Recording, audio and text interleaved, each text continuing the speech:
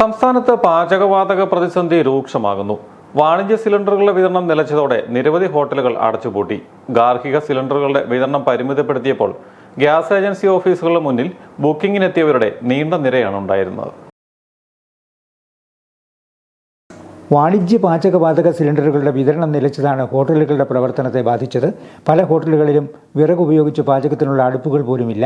ഈ സാഹചര്യത്തിൽ അടച്ചെടുക്കുക മാത്രമാണ് ചെയ്യാൻ കഴിയുന്നതെന്ന് ഹോട്ടൽ ഉടമകൾ പറയുന്നു. പാലായിൽ 7ഓളം ഹോട്ടലുകൾ അടഞ്ഞു. മറ്റു സ്ഥലങ്ങളിലെ സ്ഥിതിയും വ്യത്യസ്തമല്ല.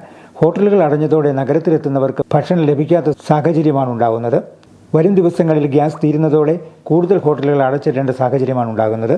ഗ്യാസ് ലഭ്യതക്കുറവിനെക്കുറിച്ച് വാർത്തകൾ പരന്നതോടെ വിതരണ ഏജൻസികൾക്ക് മുന്നിൽ ഗ്യാസ് ബുക്കിങ്ങിനായും ഗ്യാസ് സിലിണ്ടറുകൾ എടുക്കുന്നതിനായും ജനങ്ങൾ തിരക്കുകൂട്ടി. പലയിടത്തും വലിയ ക്യൂ ആണ് ഉണ്ടായിരുന്നത്. ഗാർഹിക ഉപഭോക്താക്കൾക്ക് സിലിണ്ടറുകൾ ലഭിക്കുമെന്ന് അധികൃതർ പറയുന്നുണ്ടെങ്കിലും വിതരണം കുറഞ്ഞിരിക്കുകയാണ്. പാലായിലെ ചില ഗ്യാസ് ഏജൻസികൾ ബുക്കിംഗ് പോലും സ്വീകരിച്ചിരുന്നില്ല. മറ്റു ചില ഏജൻസികളുടെ മുമ്പിൽ ബുക്കിങ്ങിനായി വലിയ ക്യൂവും ഉണ്ടായിരുന്നു.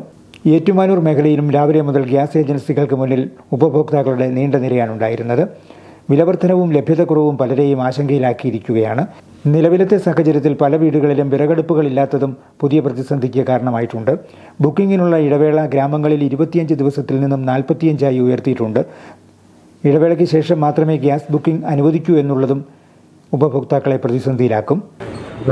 എല്ലാവർക്കും ഷോർട്ടാണ്, വലിയ ക്യൂ ആണ്. 2 ബാംഗ്ലൂർ നമ്മൾ ബുക്ക് കഴിഞ്ഞാൽ ബുക്കാകുന്നില്ല. അവിടെ തന്നെ ബുക്കിംഗ് ആകാതെ ബുദ്ധിമുട്ടുന്ന ഒരുപാട് ആൾക്കാർ ക്യൂവിൽ പോകണം.